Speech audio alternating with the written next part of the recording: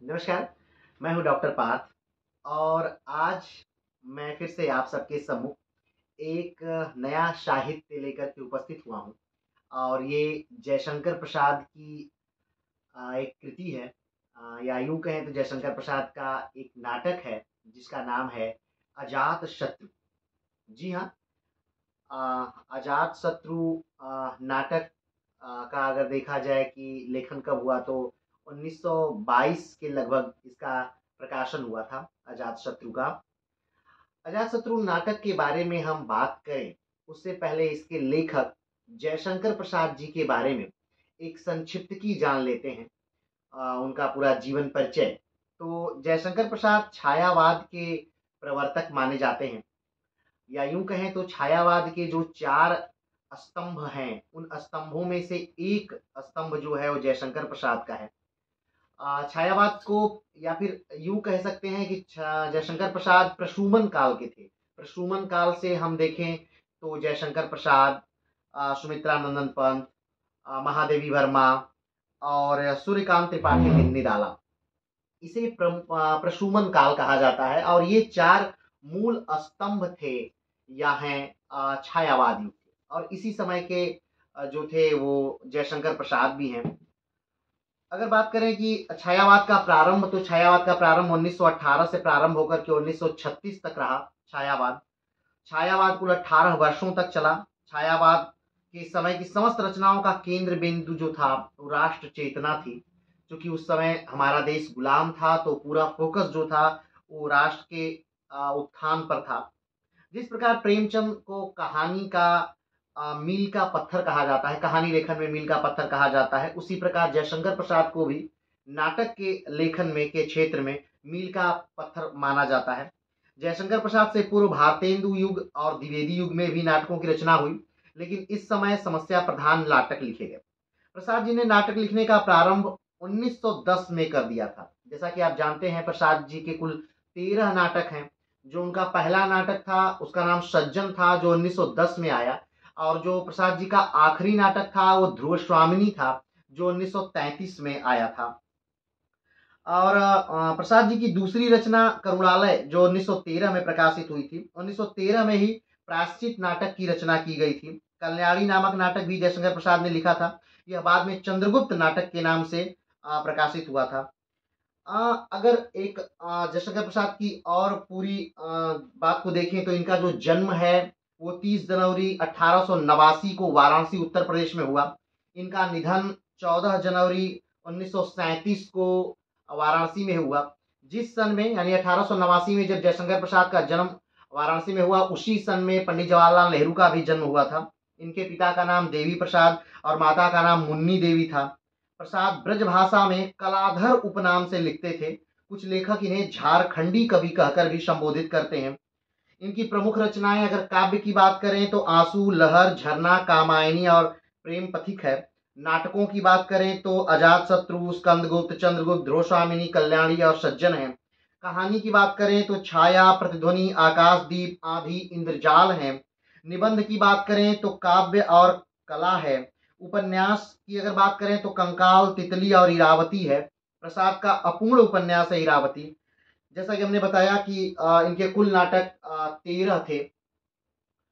अगर जयशंकर प्रसाद की, और उनके 13 नाटकों में से एक नाटक है अजात शत्रु, जिसके बारे में हम लोग बात करेंगे।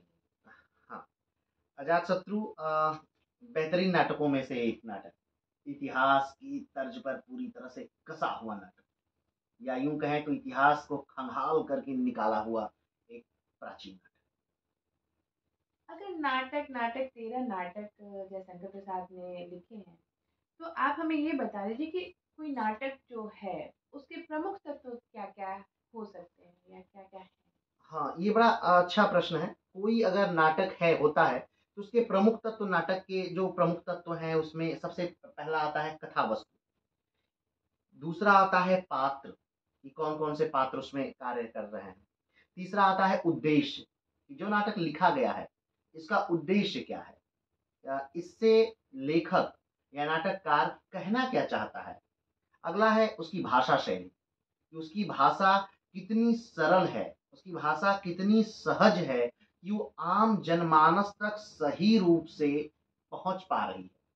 अगला है देश काल का वातावरण, यानी कि जो भी नाटक लिखा गया है वो किस काल विशेष को जोड़े हुए है, और उस समय क्या वातावरण था, यानी कि जिस काल विशेष में वो नाटक लिखा गया है या जिस काल विशेष को वो दिखा रहा है उस समय क्या वातावरण है, देश काल तथा वातावरण।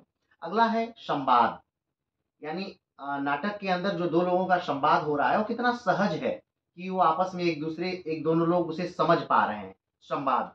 और अगला है अभिनेता, यानी अभिनय की दृष्टि से ये कितना सही है, यानी कि अगर मान लीजिए हम कोई नाटक लिख दें और उसमें 1000 पात्र और उसमें 2000 दृश्य हो, तो कोई मतलब ही नहीं है वैसे नाटक का, ना पाठक उसे पढ़ पाएंगे और ना अभिनय उसे किया जा सकता है, ना मंच पर उसे किया जा सकता है। तो नाटक का एक जो मूल है वो ये भी है कि उसे अभिनय किया जा सकता है। तो ये जो चीजें हैं, ये पूरा कथा वस्तु पात्र उद्देश्य भाषा शैली देश काल वातावरण संवाद और अभिनेता, ये किसी नाटक को लिखते समय ये सारी बातों को बड़े अच्छे से ध्यान रखा जाता है और इन्हीं सारी बातों पर कोई नाटक की रचना की जाती है। अजात शत्रु नाटक की कथा वस्तु क्या है? अब अजात शत्रु जो नाटक है इसकी कथा वस्तु समझने के लिए हमें थोड़ा सा प्राचीन काल में जाना होगा। हमें जाना होगा उस काल में जब हमारे देश भारत में या आर्यावर्त में बुद्ध है। समय है 483 BC। 483 BC में बुद्ध की मृत्यु होती है, तो उससे पहले का ही समय है।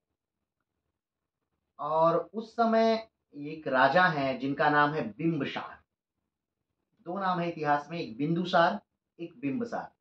तो यहाँ ध्यान रखना है कि यहाँ बिंबसार है, बिंदुसार नहीं, क्योंकि जो बिंदुसार हैं वो चंद्रगुप्त मौर्य के पुत्र हैं बिंदुसार। लेकिन यहाँ जो बिंबसार हैं वो मौर्य वंश से भी पहले के हैं और हर्यक वंश के संस्थापक हैं बिंबसार। तो उस काल समय का ये नाटक है। जैसा कि सभी लोग जानते हैं कि जो अजात शत्रु हैं वो बिंबसार के पुत्र हैं।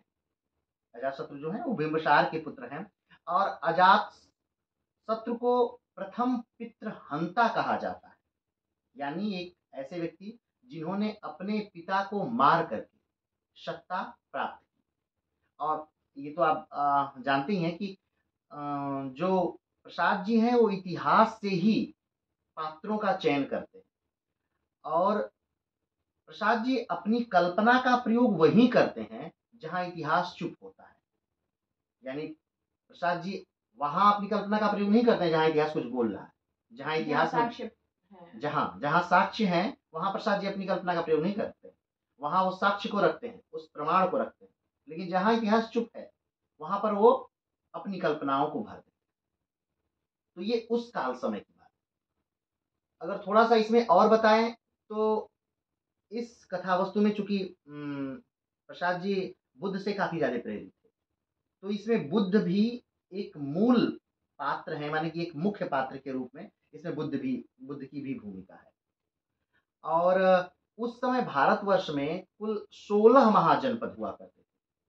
तो उन 16 महाजनपदों में से एक महाजनपद मगध, जो उस समय का सबसे शक्तिशाली महाजनपद था, उस महाजनपद की कथा वस्तु है। मगध, कौशल और कौशाम्बी, इन तीन महाजनपदों के इर्द गिर्द ये पूरी कहानी प्रसाद जी की जो है वो घूम रही है। अगर हम कथा वस्तु के बारे में बात करें कि क्या है कथा वस्तु, तो बहुत बेहतरीन राजा हैं बिंबिसार और बुद्ध के शिष्य हैं। और उसी में एक पात्र है जीवक। आप सुने होंगे कि बहुत बेहतरीन आयुर्वेद के एक हमारे देश में विद्वान रहे या फिर राजवैद रहे, बहुत अच्छे राजवैद में गिना जाता है, जो तक्षशिला से उनकी पूरी पढ़ाई हुई थी। उनका नाम जीवक था। तो कुछ लोग जीवक को पुत्र मानते हैं कि जीवक पुत्र थे बिंबिसार का, लेकिन इतिहास में ऐसा कुछ है नहीं। तो उस समय उनका शासन व्यवस्था काफी अच्छा चल रहा है, बिंबिसार का शासन व्यवस्था अच्छा चल रही है, और बिंबिसार अपनी शासन व्यवस्था बुद्ध के कहने से अनुसार से अच्छा चलाते हैं। और मगध पहले ऐसे शासक हैं बिंबिसार जो कि विवाह के माध्यम से अपने राज्य को विस्तार किए। इतिहास के पहले ऐसे जिन्होंने विवाह कर करके राज्य का विस्तार किया। तो इस प्रकार से उनके राज्य का विस्तार होता है। और लेकिन उनका एक पुत्र है जिसका नाम पुणीक है, या उसे अजातशत्रु के नाम से भी जानते हैं। तो अजातशत्रु उदंड प्रवृत्ति का है। उसकी जो माँ है उससे ये उसको स्वभाव मिला है, क्योंकि बिंबिसार की यहाँ मुख्य दो पत्नियों को दिखाया गया है। छलना जो छोटी रानी है जिनका पुत्र अजातशत्रु है इस नाटक के अनुसार से, और उनकी बड़ी रानी अलग है। तो अब जब अजातशत्रु बड़ा हो रहा है तो उसकी महत्वाकांक्षाएं काफी ज्यादा बड़ी हो रही हैं। वो अपने हिसाब से राज्य को चलाना चाहता है। तो बुद्ध ये बात देखते हैं और बुद्ध एक सलाह देते हैं बिंबिसार को कि आप अपना राज्य काज दे दीजिए पुणीक को, यानी कि अजातशत्रु को दे दीजिए और उसे राज्य क्या करिए, चलाने दीजिए। अजातशत्रु को राज्य क्या कर दिया जाता है, दे दिया जाता है। अजातशत्रु राज्य चलाते हैं। अब अजातशत्रु राज्य चला रहे होते हैं तो इस कहानी में एक बड़ा अच्छा है, चूंकि इतिहास से है, मतलब इसमें बहुत सारी बातें कल्पना नहीं है, बहुत कुछ थोड़ी बातें ही कहीं कहीं कल्पना है। तो जो इनकी बड़ी रानी है बिंबिसार की, जब इनका विवाह होता है तब ने कहा कि राज्य विस्तार इनका विवाह करके इन्होंने राज्य विस्तार किया। तो इनको दहेज में, बिंबिसार को दहेज में काशी मिला। प्रसेनजीत की बहन है, इनकी जो बड़ी रानी है वो राजा प्रसेनजीत की बहन है। और जब उनका विवाह हुआ तो काशी जो था वो उनको दहेज मिला, यानी कि बिंबिसार को काशी दहेज मिला। लेकिन जब इनके पुत्र आ जाते हैं राज्य काज चलाने लगते हैं तो जो प्रसेनजीत हैं वो काशी वापस ले लेते। उनका कहना है कि ये काशी तो हमने अपनी बहन को दिया था, अब हमारी बहन जब राजकाज में नहीं है तो मैं काशी क्यों, तो वापस ले लेते हैं। और ऐसी परिस्थिति में जो अजात शत्रु हैं वो आक्रमण करते हैं, प्रसेनजीत पर आक्रमण करते हैं। ठीक, शुरू में तो जीतते हैं लेकिन बाद में हार जाते हैं। अजात शत्रु हार जाते हैं और प्रसेनजीत उनको बंदी बना देते हैं। अब जो अजात शत्रु बंदी गृह में है तो प्रसेनजीत की जो पुत्री है वो अजात शत्रु पे मोहित हो जाती है और अजात शत्रु को छोड़ देती है। लेकिन अजात शत्रु कहते हैं नहीं, मैं नहीं। और उधर ही जो प्रसेनजीत हैं उनका जो पुत्र है, प्रसेनजीत का जो पुत्र है वो भी उग्र हो जाता है राजकाज पाने के लिए, क्योंकि उसने देखा कि यहाँ पर तो अजातशत्रु ने पा लिया और हम नहीं पाए। तो उसको निष्कासित कर दिया जाता है प्रसेनजीत के द्वारा, और वो जाकर के डकैत बन जाता है। इस नाटक के अनुसार वो जाके डकैत बन गया।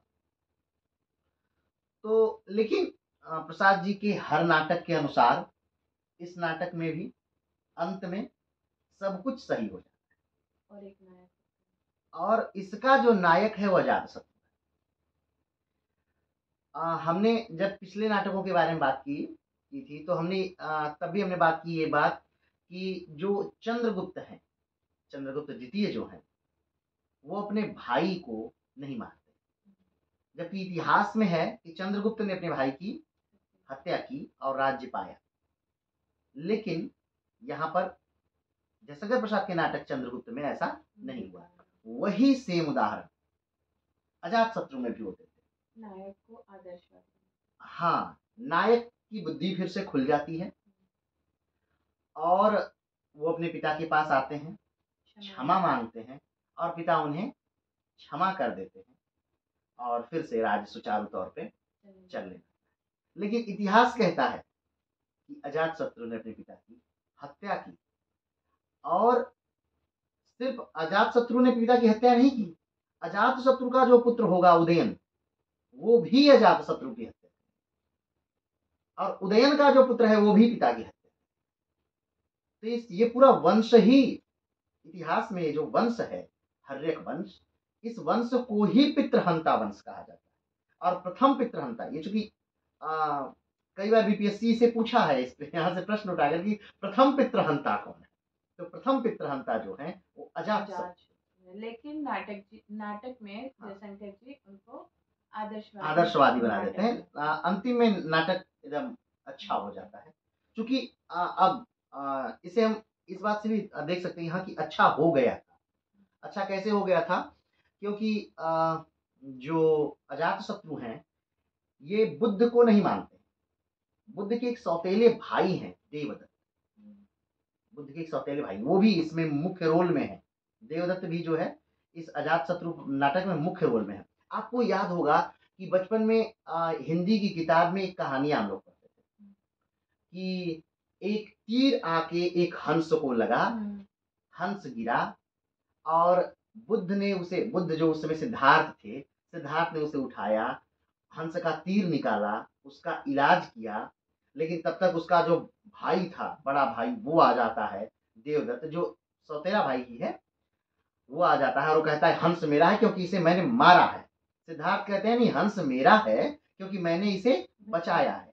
अब ये मामला जाता है राजा के पास, जो कि सिद्धार्थ के पिता हैं, यानी बुद्ध के पिता हैं, और वो इसका फैसला इस प्रकार करते हैं कि हंस को सिद्धार्थ और देवदत्त दोनों से दूर खड़ा कर दिया जाता है, और हंस जो है वो चल करके सिद्धार्थ के पास आ जाता है, और वो हंस किसका हो जाता है? सिद्धार्थ हो जाता है।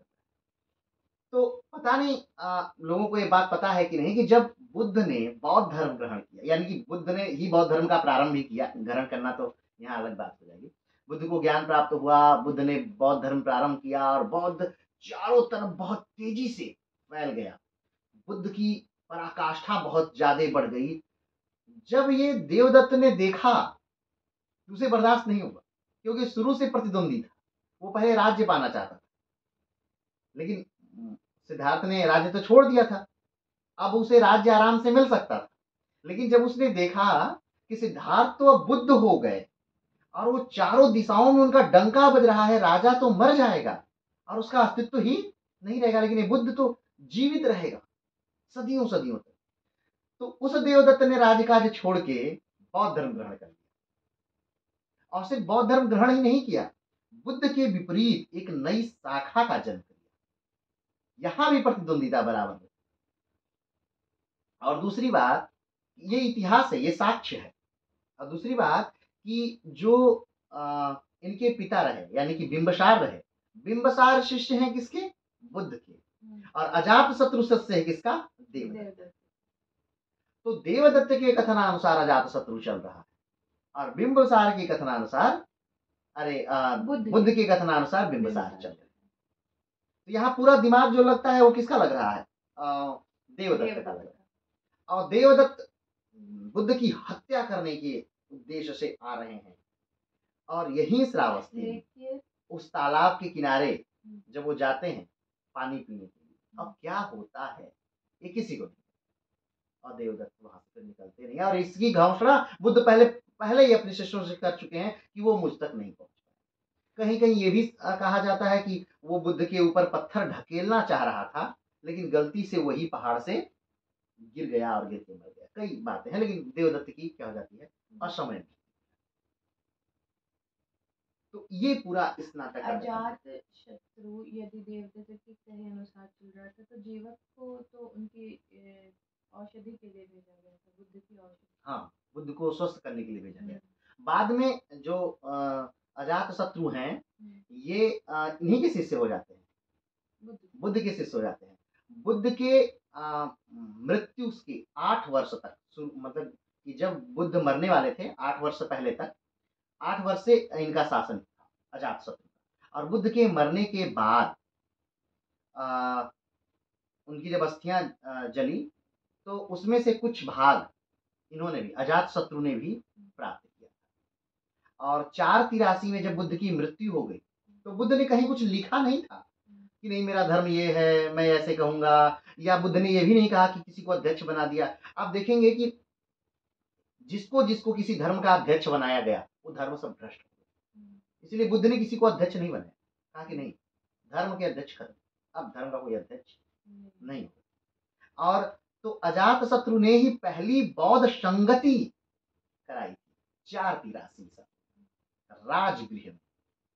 महाकश्यप उस समय अध्यक्ष थे।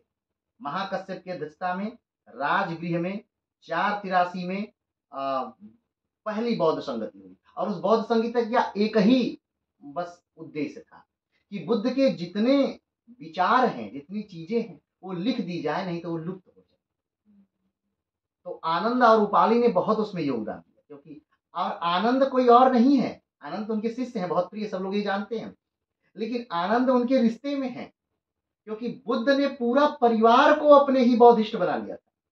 बुद्ध की पत्नी बौद्धिस्ट हो चुकी थी, बुद्ध का बेटा बौद्धिस्ट हो चुका था, बुद्ध की माता बौद्धिस्ट हो चुकी थी, बुद्ध की जो माँ थी वो प्रथम बौद्ध भिक्षुणी थी, और बुद्ध की पत्नी बौद्धिस्ट हो चुकी थी। बुद्ध के जो पुत्र राहुल था वो बुद्ध की मृत्यु से पहले ही मर भी चुका था, उसकी पहले मृत्यु भी हो चुकी। तो बुद्ध ने अपने पूरे खानदान को बौद्धिस्ट बना दिया, यानी बुद्ध। ये पूरा इस नाटक की कथा वस्तु है अजातशत्रु। अगर नाटक के पात्र योजना की बात करें तो उसके विषय में आप क्या कहेंगे? देखिए, अगर हम नाटक में पात्रों की बात करें तो पात्र काफी ज्यादा, लगभग पुरुष और महिला पात्र को लेकर के 30 के लगभग ये संख्या पहुंच जाती है, जो कि एक नाटक की दृष्टि से ज्यादा। लेकिन अब देखिए, कुछ लोग ये कहते हैं कि ये नाटक सही नहीं है, लेकिन वो जो तुलना करते हैं वो नाटक प्ले करने वाले से तुलना करते हैं। और कब से तुलना करते हैं? उस समय के फारसी नाटकों से तुलना करते हैं। ये तो बड़े आराम से खेले जा सकते हैं, यानी प्रस्तुत किए जा सकते हैं, लेकिन ये नाटक तो बड़े आराम से खेले नहीं जा सकते, प्रस्तुत नहीं किए जा सकते हैं, तो ये नाटक सही नहीं है। लेकिन उस समय तक जब जयशंकर प्रसाद जी का नाटक आ रहा था, उस समय तक नाटक को पढ़ने की प्रथा प्रारंभ हो चुकी। नाटक को मंचन से तो अलग विषय है, मंचन करने की प्रथा तो थी, लेकिन अब नाटकों को पढ़ने की प्रथा प्रारंभ हो चुकी। अब वो प्रेक्षागृह से हाथ में आ रहा है। हाँ, तो अगर पढ़ने की दृष्टि से देखा जाए तो ये अच्छा था। और जहां तक बात की जाए इसमें पात्रों की, तो जयशंकर प्रसाद जी अपने हर नाटकों में 3 प्रकार के पात्र देते हैं। एक मानव पात्र, एक दानव पात्र और एक देव। मानव पात्र ऐसे लोग यानी जो कि गलती करते हैं नाटक में और उन गलतियों से बाद में सीखते हैं, वो मानव। दानव पात्र जो कुछ भी हो जाए वो बस गलती ही करते हैं और कुछ भी हो जाए वो सीखते नहीं। और तीसरा देव पात्र जो कभी गलती करते ही नहीं है, जो हमेशा आदर्शवादी रहते हैं और गलती ही नहीं करते हैं। तो तीनों प्रकार के पात्रों का उल्लेख करते हैं। तो ये पात्र योजना है। नाटक का संवाद कैसा है? देखिए, नाटक का संवाद इसमें प्रसाद जी की एक खास बात है कि प्रसाद जी अपने नाटक में ज्यादातर तत्सम शब्दों का प्रयोग करते हैं। और तत्सम शब्द का प्रयोग हो रहा है तो स्वाभाविक बात है नाटक थोड़ा सा क्लिष्ट हो जाता है। तो इसलिए नाटक में एक भाषा है, ये कह सकते हैं कि भाषा जो है एक है। ऐसा नहीं कि कहीं कोई अरबी आ जा रही है, कहीं कोई फारसी आ जा रही है, ऐसा नहीं। एक भाषा से चुकी है। तो संवाद जो है थोड़ा कठिन है, थोड़े लंबे हैं और तत्सम शब्दों का ज्यादा प्रयोग। नाटक के देश काल वातावरण के बारे में बताइए। देखिए, ये जो नाटक है ये 3 राज्यों, हमने पहले ही बात की कि 3 राज्यों में फैला हुआ है। उस समय के मगध, कौशल और कौशाम्बी। इनको जानने से पहले हमें थोड़ा सा ये भी जान लेना होगा कि ये जो नाटक हैं, यानी कि उस समय के जो चीजें थी, ये कुल हमने बताया कि 16 महाजनपद थे। और 16 महाजनपद पहले तो जनपद थे, लेकिन धीरे धीरे जो बड़े होते गए तो उन्हें महाजनपद कह दिया गया। जैसे आज मान लीजिए एक देश है, या फिर यूं कहें तो इतने देश हैं। उस प्रकार से उस समय देशों की कल्पना करिए, उन्हें आज के उस समय के महाजनपद आज्ञानी देश, तो उसमें से कुरु, काशी, कौशल, कंबोज, अस्मक, अवंती, अंग, मल्ल, मत्स्य, मगध, कुरु, काशी, पंचाल, सूरसेन, ये जो हैं ये उस समय के क्या हैं, जनपद। देश। हाँ, महाजनपद उस समय कहे जाते थे। और उसमें जो सबसे बड़ा महाजनपद है वो मगध है। कारण उसका कि जो मगध महाजनपद है वो गंगा के संपर्क, ठीक, और गंगा के संपर्क में होने से वो उपजाऊ है। और दूसरी बात इसके मजबूत होने की कि यहाँ पर लोहे की खोज हो चुकी है, और लोहे की खोज हो जाने से यहाँ सैनिक शक्ति जो है वो क्या हो गई है, बड़ी हो गई, तो इसलिए ये ज्यादा स्ट्रांग। तो मगध के बारे में है, कौशल के बारे में है, और कौशाम्बी के बारे में। लहर जो उठती है मगध से उठती है, जिससे कौशल और कौशाम्बी दोनों राज्य प्रभावित। अभिनय की दृष्टि से ये नाटक कैसा है? अब हमने कहा कि बहुत सारे लोगों का मानना है कि अभिनय की दृष्टि से ये नाटक सही नहीं, क्योंकि पात्र बहुत ज्यादा, ठीक, और जो संवाद है वो भी काफी लंबा है, जो भाषा है क्लिष्ट है, तत्सम शब्दों का ज्यादा से ज्यादा प्रयोग है। लेकिन वर्तमान परिदृश्य में देखा जाए, अगर ये नाटक 1922 से हटा करके 2024 के दृष्टि से देखा जाए, और एक फिल्म में लेंगे। हाँ, तो आज की दृष्टि से ये नाटक एकदम बेहतरीन है। इस समय की अगर दृष्टि से देखा जाए तो अजात शत्रु एक बेहतरीन नाटक, क्योंकि आज जो मंचों पे सुविधा है, जिस हिसाब से आज का मंचन होता है, वो एक बेहतरीन नाटक। आज के हिसाब से क्या गजब के शब्द हैं, क्या गजब का भाव है, क्या उत्साह है, मतलब हर चीज आज की दृष्टि से। हाँ, लेकिन जब ये लिखा गया था तब की दृष्टि से ये प्रासंगिक नहीं था, लेकिन आज की दृष्टि से यही नाटक ही प्रासंगिक रह गए। प्रसाद जी इस नाटक के माध्यम से कहना क्या चाहते हैं, मतलब उस समय की जनता को क्या संदेश? जनता को तो ये संदेश दिया जा रहा है, मतलब जन भाव की, ये नाटक आप देख रहे हैं कि 1922 में लिखा गया है। चारों तरफ हमारे देश में एक चीज है, नोच लो, खसोट लो, मारो, भागो, काटो, यानी अंग्रेजी राज्य है चारों तरफ, हर जगह असंतुष्टि है हर जगह। तो वहां पर नाटक के माध्यम से वो कह रहे हैं कि नहीं, जब भी आपके सम्मुख कोई बहुत इच्छावान व्यक्ति हो कि नहीं वो ये करना चाहता है, ये करना चाहता है, तो आप उसमें, आप जानते हैं कि वो नहीं कर पाएगा, लेकिन फिर भी आप उसे क्या करिए, अवसर दीजिए। लेकिन एक पैनी निगाह बनाकर बुद्ध कहते हैं कि ठीक है, आपका पुत्र करना चाहता है तो आप क्यों उसमें आप क्यों करना चाहते हैं, उसे करने दीजिए, उसे सीखने दीजिए। तो सब कुछ छोड़ देते हैं, बिंबिसार सब कुछ छोड़ देते हैं और अपने पुत्र को और अपने उद्यान में चल जाते हैं। अब सोचिए, राज्य छोड़ करके दूसरी जगह जाना एक राजा का, मगध के राजा का, तो बड़ी बात। तो यहाँ पर ये उदारता दिखा रहे हैं, और दूसरी तरफ ये राष्ट्रभक्ति की भावना भी भर रहे हैं। तीसरी तरफ जात कुजात ऊंच नीच, जैसे कि जो प्रसेनजीत का पुत्र है वो एक दासी का पुत्र है, क्योंकि जो प्रसेनजीत का जब विवाह होता है तो एक दासी से विवाह कर दिया जाता है, और ये बात प्रसेनजीत को पता नहीं।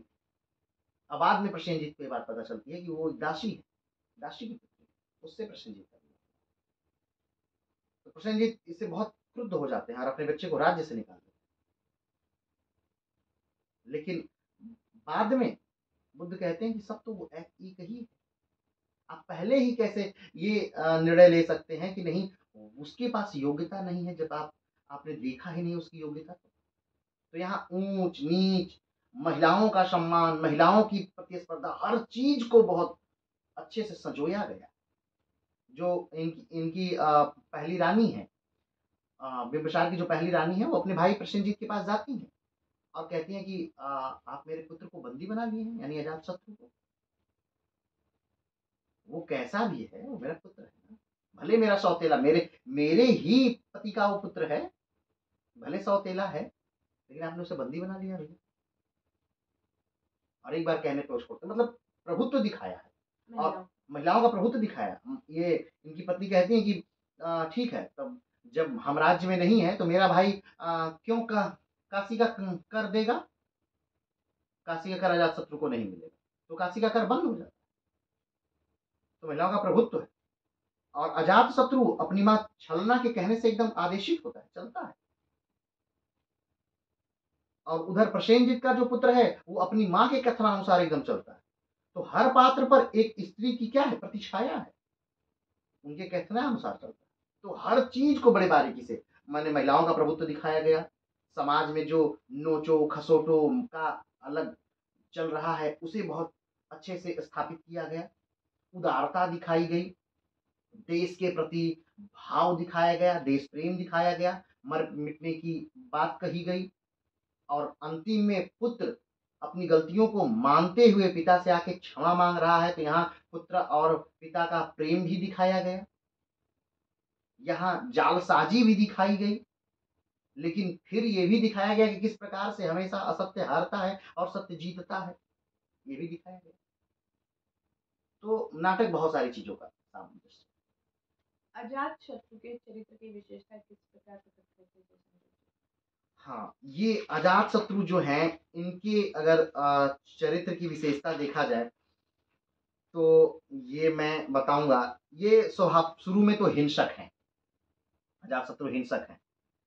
फिर एक दूसरा देखा जाए तो निरंकुश शासक है, यानी मानव पात्र की तरह ये गलतियां। हाँ, ये मानव है। जयशंकर प्रसाद के अजात शत्रु नाटक में ये मानव है, हिंसक स्वभाव के हैं, निरंकुश शासक हैं, स्वाभिमानी हैं, लेकिन साहसी हैं, पराक्रमी हैं और भावुक भी हैं। और जेल में भी इन्हें प्रेम हो जाता है तो प्रेमी भी हैं। और बाद में अंतिम में ग्लानि से युक्त हो जाते हैं तो क्षमा भी मांग लेते हैं, अपने पिता से फिर क्षमा मांगने के लिए भी आ जा रहे हैं। तो यहाँ एक नायक के सारे गुण इनमें, इसीलिए इनको इस नाटक का नायक बना दिया और नाटक ही इन्हीं के नाम, अजात शत्रु नाटक नाम ही नहीं। अगर इस नाटक का निष्कर्ष या उपसंहार बताने के लिए आपसे कहें तो आप क्या कहेंगे? देखिए, नाटक क्या कहना चाहता है ये मैं आपके दृष्टिकोण से, एक पाठक के दृष्टिकोण से तो इतिहास को जानने के लिए, अपने इतिहास को जानने के लिए, क्योंकि नाटक जब शुरू हो रहा है, देखिए नाटक अभी बाद में शुरू होगा, लेकिन शुरुआती जो चीजें हैं पहले इतिहास को आपके सम्मुख जयशंकर प्रसाद प्रस्तुत करते हैं, अपनी बात नहीं करते हैं। जयशंकर प्रसाद इतिहास को आपके सम्मुख प्रस्तुत करते हैं, पूरी तरह से इतिहास आपके सामने पिरो दिए हैं, रख दिए, ये लीजिए इतिहास पीजिए। और उस इतिहास को पीने के बाद उसके बाद इस नाटक को पढ़िए। यानी ऐसा नहीं कि आपको कुछ पता नहीं है, पता ही नहीं चलेगा और आप पढ़ लिया आपको समझ में ही नहीं है, ऐसा नहीं। आप पहले पूरे इतिहास को जान लेंगे और उसके बाद पढ़ेंगे तो आप गौरव कर सकते हैं अपने इतिहास में। गौरव, जयशंकर प्रसाद के जितने नाटक हैं, अब देखिए अजात शत्रु से लेकर ये प्रारंभिक है, नाटक पहला नहीं है, लेकिन ये प्रारंभिक है। यानी हाँ, इतिहास का प्रारंभिक है, बुद्ध के समय से लेकर के और जब तक भारत का स्वर्णिम युग रहा, हर्ष काल तक जयशंकर प्रसाद के नाटक, चाहे वो चंद्रगुप्त हो, चाहे वो ध्रुव स्वामिनी हो, चाहे अजात शत्रु हो, और चाहे हर्षवर्धन के काल में जो नाटक उन्होंने लिखा हो, तो हर नाटक को इतिहास से बहुत बारीकी से उन्होंने जोड़ा है। तो आप अपने इतिहास पे गर्व कर सकते हैं। और ऐसा नहीं कि कुछ भी लिख दिया है, कोई कुछ भी पढ़ ले, लोग पढ़ के कह दे नहीं ये तो कहानी, ऐसा नहीं है। पहले साक्ष्य इतिहास से नाटक लिखने से पहले ही उस पर एक शोध ग्रंथ पढ़ लीजिए और उसके बाद आप नाटक शुरू करिए। आप अपने राष्ट्र पर गर्व कर सकते हैं। जो मैकाले की पद्धति थी कि इनको हीन बता दो, तुम्हारा देश तो सपेरों का देश है, बंजारों का देश है, भगोड़ों का देश है, तुम तो कुछ जानते ही नहीं ऐसे देश में से। तो वो जो परंपरा हमारे अंदर है वैसा नहीं, वो खत्म करना है। और ये खत्म कब कर रहे हैं? 1922 में खत्म कर रहे हैं। ये सारी बातों को 1922 में खत्म कर दिया। और जब ये लिखे थे तो जयशंकर प्रसाद ने खुद ये बातें कही हैं कि मैं चाहता हूं कि मेरे नाटकों का कभी मंचन हो। यानी आप सोचिए, एक लेखक ये चाहता है कि उसके नाटकों का मंचन हो। वो जानते हैं कि आज के काल समय परिस्थिति में मेरे नाटकों का मंचन संभव नहीं है, क्योंकि पारसी थिएटर विद्यमान है और वो 10 से 15 से 20 मिनट का नाटक बनाते हैं और सारा जो वर्ग है उसी नाटकों को देखने के लिए जाता है। तो कौन इतना लंबा नाटक बनाएगा जिसमें 30-30 पात्र, 3 दृश्य, माने 3 अलग अलग दृश्य हैं, और उन दृश्यों में फिर एक में 9, एक में 10 और फिर एक में 9। अब बताइए इतना दृश्य कौन देगा। पात्र देखिए, मगध में कुछ पात्र जो पात्र हैं तो बिंबसार हैं, अजात शत्रु हैं, पद्मावती हैं, वासवी हैं, छलना हैं, जीवक हैं। कौशल के जो पात्र हैं वो प्रसेनजीत हैं, विरुद्धक हैं, वाजिरा हैं, शक्तिमती हैं, बंधुल हैं, मल्लिका हैं, सुदत्त हैं। कौशाम्बी के जो पात्र हैं उदयन हैं, पद्मावती हैं, वासव दत्ता हैं, मागंदी हैं, वसंतक है। अन्य पात्र गौतम हैं, आनंद हैं, देवदत्त हैं, समुद्र दत्त हैं, मागधीश, श्यामा हैं। अब इतने पात्रों को लेना और उतने पात्रों को अलग अलग उनका संवाद, स्वाभाविक बात है उस समय के हिसाब से तो एकदम सही नहीं, लेकिन उस समय राष्ट्र प्रेम की भावना को भरना बहुत जरूरी है और अपने इतिहास को जानना बहुत जरूरी है। और आज के युग में तो बहुत बहुत बहुत ही जरूरी, हर वर्ग की जो जान सके अपना इतिहास। तो संक्षेप में कहा जाए कि अजात शत्रु हमारे देश के गौरव को जानने के लिए बहुत ही अच्छा नाटक है। हाँ, इसमें कोई शक। अजात शत्रु तो अजात शत्रु की बातें यहीं समाप्त करते हैं। अजात शत्रु। अगला आपका क्या टारगेट होगा पढ़ने का? अगला मैंने शुरू किया है जयशंकर प्रसाद की, जैसे कि हमेशा करते आए हैं, कामायनी। हाँ, एक महाकाव्य कामायनी, और वो भी कामायनी जो है जयशंकर प्रसाद की, वो भी इतिहास से ही जुड़ा है। आज ज्यादा नहीं कामायनी के ही अंश में बात कामायनी के इसी अंश से बात करेंगे। चलिए ठीक है, आज के लिए इतना ही। मिलते हैं आगे पे, तब तक के लिए नमस्कार। जय।